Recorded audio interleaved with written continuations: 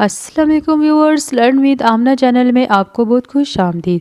آج کا جو میرا ٹاپک ہے وہ ہے ماہ رجب۔ آج میں آپ کو اس ویڈیو میں یہ بتاؤں گی کہ ماہ رجب کا جو مہینہ ہے وہ کیسا ہے قرآن حدیث کی روشنی میں۔ تو آئیے اس ویڈیو میں جانتے ہیں۔ اس سے پہلے اگر آپ میرے چینل میں نئے ہیں تو میرے چینل کو سبسکرائب کیجئے اور ویڈیو کو لائک کیجئے تاکہ آپ تک میری ویڈیو بآسانی سے پہنچ سکے۔ شکریہ۔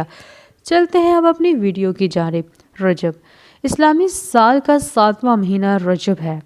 رجب ان 4 مہینوں میں سے ایک ہے جنہیں اللہ تبارک تعالیٰ نے حرمت والے مہینے قرار دیا ہے۔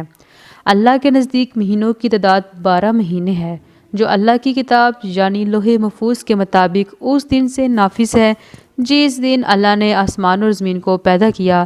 ان 12 مہینوں میں سے 4 حرمت والے ہیں۔ ان 4 مہینوں کی قرآن کریم ان 4 مہینوں کی تحدید قرآن کریم میں نہیں ہے بلکہ نبی کریم صلی اللہ علیہ وآلہ وسلم نے ان کو بیان فرمایا ہے، اور وہ یہ ہے ذی الحج، محرم الحرام اور رجب المرجب۔ معلوم ہوا کہ حدیث نبوی کے بغیر قرآن کریم نہیں سمجھا جا سکتا۔ ان 4 مہینوں کو اشر حرم کہا جاتا ہے۔ ان مہینوں کو حرمت والے مہینے اس لیے کہتے ہیں کہ ان میں سے ہر ایسے کام جو فتنہ فساد، قتل و غارت گری اور امن و سکون کی خرابی کا باعث ہو اس سے منع فرمایا گیا ہے۔ اگرچہ لڑائی جھگڑا سال کے دیگر مہینوں میں بھی حرام ہے، مگر ان 4 مہینوں میں لڑائی جھگڑا کرنے سے خاص طور پر منع کیا گیا ہے۔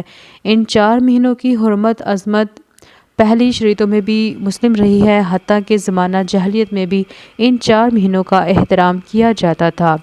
رجب کا مہینہ شروع ہونے پر حضور صلی اللہ علیہ وآلہ وسلم اللہ تعالیٰ سے یہ دعا مانگا کرتے تھے: اے اللہ، رجب اور شعبان کے مہینوں میں ہمیں برکت عطا فرما اور ماہ رمضان تک ہمیں پہنچا دے۔ لہٰذا ماہ رجب کے شروع ہونے پر ہم یہ دعا یا اس مفہوم پر مشتمل دعا مانگ سکتے ہیں۔ اس دعا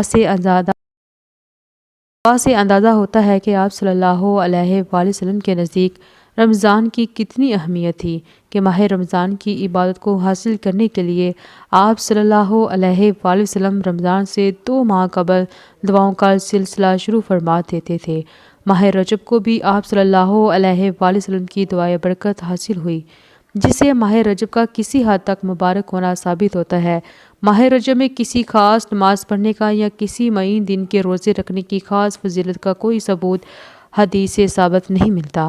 نماز روزے کے اعتبار سے یہ مہینہ دیگر مہینوں کی طرح ہی ہے، البتہ رمضان کے پورے ماہ کے روزے رکھنا ہر بالغ مسلمان مرد عورت پر فرض ہے، اور ماہ شعبان میں کثرت سے روزے رکھنے کی ترغیب حدیث میں موجود ہے۔ ماہ رجب میں نبی کریم صلی اللہ علیہ وآلہ وسلم نے کوئی عمرہ ادا کیا یا نہیں، اس بارے میں علماء مورخین کی رائے مختلف ہے۔ البتہ دیگر مہینوں کی طرح ماہ رجب میں بھی عمرہ ادا کیا جا سکتا ہے۔ اس لحاظ سے بھی اس ماہ میں عمرہ ادا کرنے کے ثبوت ملتے ہیں۔ البتہ رمضان کے علاوہ کسی اور ماہ میں عمرہ ادا کرنے کی کوئی خاص فضیلت حدیث میں موجود نہیں ہے۔ تو یہ تھی ماہ رجب کی فضیلت حدیث کی روشنی میں۔ مزید اسلامی معلومات کے لیے لرن ود آمنہ چینل کو سبسکرائب کیجئے اور ویڈیو کو لائک کیجئے تاکہ آپ تک میری ویڈیو بآسانی سے پہنچ سکے۔ شکریہ۔